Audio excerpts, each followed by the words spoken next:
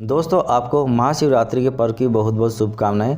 मेरा नाम विनोद कुमार है और आज मैं आपको बताऊंगा कि भगवान शिव का अभिषेक किस प्रकार से करना चाहिए और किन किन चीज़ों से करना चाहिए और दोस्तों उसका आपको क्या फल प्राप्त होगा। और साथ ही साथ मैं यह भी बताऊंगा कि आप भगवान शिव को किन किन चीज़ों का भोग लगा सकते हैं। और इस वीडियो को आप ध्यान से सुनिएगा। अगर आपको ये वीडियो पसंद आए तो लाइक, सब्सक्राइब और कमेंट अवश्य कीजिएगा। हर वर्ष फाल्गुन माह के कृष्ण पक्ष की चतुर्थ तिथि को महाशिवरात्रि मनाई जाती है। इस वर्ष महाशिवरात्रि 1 मार्च को मनाई जाएगी, जो कि मंगलवार का दिन है। महाशिवरात्रि के दिन भगवान शिव का जलाभिषेक किया जाता है। बेलपत्र, भांग, धतूरा, मादर पुष्प, सफ़ेद चंदन, सफ़ेद फूल, मौसमी फल, गंगा जल, गाय के दूध से विधि पूर्वक पूजा की जाती है। महाशिवरात्रि का व्रत रखने से सभी मनोकामनाएं पूर्ण होती हैं, लोगों के कष्ट मिट जाते हैं, संकट हर लिए जाते हैं, भय से मुक्ति मिल जाती है, शिव की कृपा से स्वस्थ शरीर की प्राप्ति होती है, सुख सौभाग्य बढ़ता है। महाशिवरात्रि पर शिव की आराधना करने के लिए बहुत ही उत्तम दिन माना गया है। इस दिन भगवान शिव की बारात भी निकाली जाती है, क्योंकि भगवान शिव की इस दिन शादी हुई थी और उन्हें तरह तरह के भोग लगाए जाते हैं। वैसे तो भगवान शिव शंकर को जल अभिषेक और बेलपत्र से प्रसन्न किया जा सकता है, लेकिन महाशिवरात्रि के दिन भगवान को भांग चढ़ाने का विशेष ही महत्व है।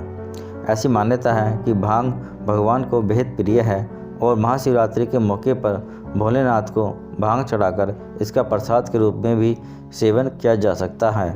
आइए हम आपको कुछ ऐसे प्रसाद के बारे में बताते हैं जिसे भोग के स्वरूप में भगवान भोलेनाथ को अर्पित किया जाता है और सभी लोग इसका सेवन अपनी इच्छा से कर सकते हैं। मालपुआ भगवान शिव को बहुत ही पसंद है और अगर आप चाहें तो इसमें भांग का थोड़ा सा पाउडर मिलाकर के भगवान शिव को अर्पित कर सकते हैं। ऐसे में अगर आप महाशिवरात्रि पर भगवान शिव को मालपुए का भोग लगाते हैं तो भगवान शिव आपसे बहुत ही प्रसन्न होंगे और आपकी सभी इच्छाओं को पूर्ण करेंगे। ठंडई महाशिवरात्रि के आने से पहले मौसम में थोड़ी गर्माहट भी आ जाती है और आप महाशिवरात्रि के मौके पर भगवान भोलेनाथ को ठंडई का भोग लगाना चाहते हैं तो वो भी आप लगा सकते हैं। इस मौके पर अगर आप ठंडई में थोड़ी सी भांग मिला दें तो इसका स्वाद बहुत ही उत्तम हो जाता है और भगवान भोलेनाथ भी प्रसन्न हो जाते हैं। ठंडई में दूध, चीनी, भांग के साथ साथ आप ठंडई में बादाम, काजू, पिस्ता, सौंफ, खसखस, इलायची और केसर भी ज़रूर डालें। लस्सी ठंडई के साथ साथ आप भगवान भोलेनाथ को लस्सी का भी भोग लगा सकते हैं और इसमें अगर आप थोड़ी सी मात्रा में भांग मिला दें तो इसका स्वाद दुगना हो जाता है और महाशिवरात्रि के मौके पर भगवान भोलेनाथ को इसका आप भोग लगा सकते हैं। दोस्तों, लस्सी बनाने के लिए आप दूध, चीनी और थोड़ी सी मात्रा में भांग लें और उसे मिक्स कर लें और मिक्स करने के बाद भगवान भोलेनाथ को इसका भोग लगाएं और साथ ही साथ इसे आप खुद भी लें और मेहमानों को भी सर्व करें। हलवा महाशिवरात्रि के मौके पर आप भगवान शिव को हलवे का भोग भी लगा सकते हैं और आप हलवा कुट्टू के आटे का या फिर सूजी का भी बना सकते हैं। इसमें ड्राई फ्रूट डालकर भगवान शिव को महाशिवरात्रि के मौके पर हलवे का भोग लगाएं। इससे भगवान भोलेनाथ प्रसन्न होंगे और अपने भक्तों की इच्छाओं को पूर्ण करेंगे। मखाने की खीर दोस्तों, आप चाहें तो भगवान भोलेनाथ को महाशिवरात्रि के मौके पर मखाने की खीर का भी भोग लगा सकते हैं। व्रत के अलावा मखाने की खीर को बनाने का विशेष महत्व बताया जाता है। इसे बनाना बेहद ही आसान है और साधारण से दिखने वाली इस खीर को ढेर सारे मेवे डालकर बनाया जाता है। मखाने की खीर में चावल की जगह भुने हुए मखानों का इस्तेमाल किया जाता है और इसका स्वाद बढ़ाने के लिए आप इसमें चाहें तो केसर और इलायची का पाउडर का भी इस्तेमाल कर सकते हैं। चलिए दोस्तों, अब मैं आपको भगवान भोलेनाथ का किन किन चीज़ से अभिषेक करना चाहिए इसके बारे में बताता हूँ। महाशिवरात्रि के मौके पर आप भगवान का अभिषेक गाय के दूध से भी कर सकते हैं और गाय के दूध से अभिषेक करना बेहद ही शुभ माना गया है। ऐसा करने से आपको दोस्तों संतान की प्राप्ति होती है और आप बीमारियों से मुक्त होते हैं।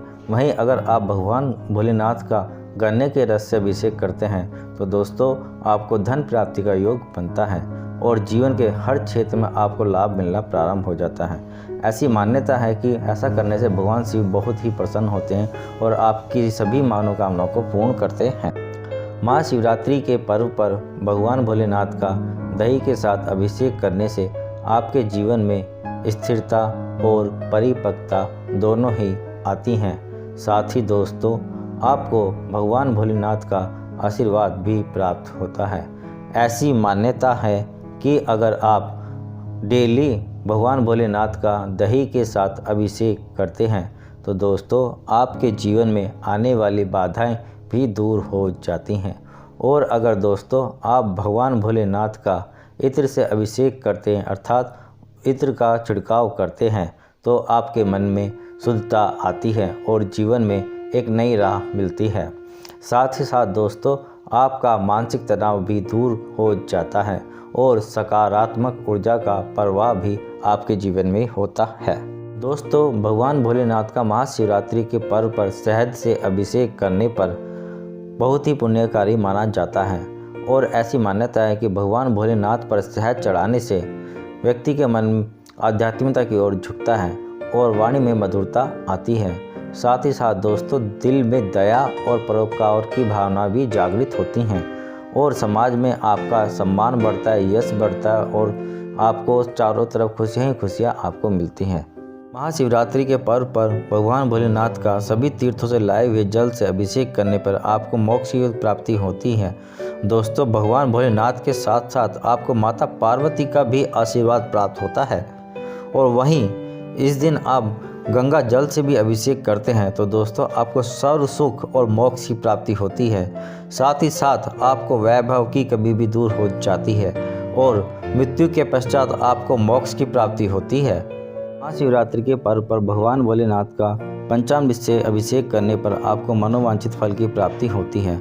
और दोस्तों अगर आप आरोग्यता प्राप्त करना चाहते हैं तो उसके लिए भगवान भोलेनाथ का आप घी से अभिषेक करें और ऐसा करने से आपकी शारीरिक समस्याएं दूर होंगी और आपकी सारी बीमारियों से आपको छुटकारा मिल जाएगा। महाशिवरात्रि के पर्व पर दोस्तों आप भगवान शिव का जल से अभिषेक तो करते ही हैं, साथ ही साथ अगर आप इस मंत्र का उच्चारण भी करते हैं ओम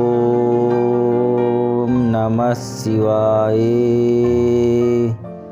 ओम नमः शिवाय, ओम नमः शिवाय, आप इस मंत्र का उच्चारण करते हैं तो दोस्तों आपके जीवन में खुशियां ही खुशियां आती हैं और आपका जीवन खुशियों से भर जाता है।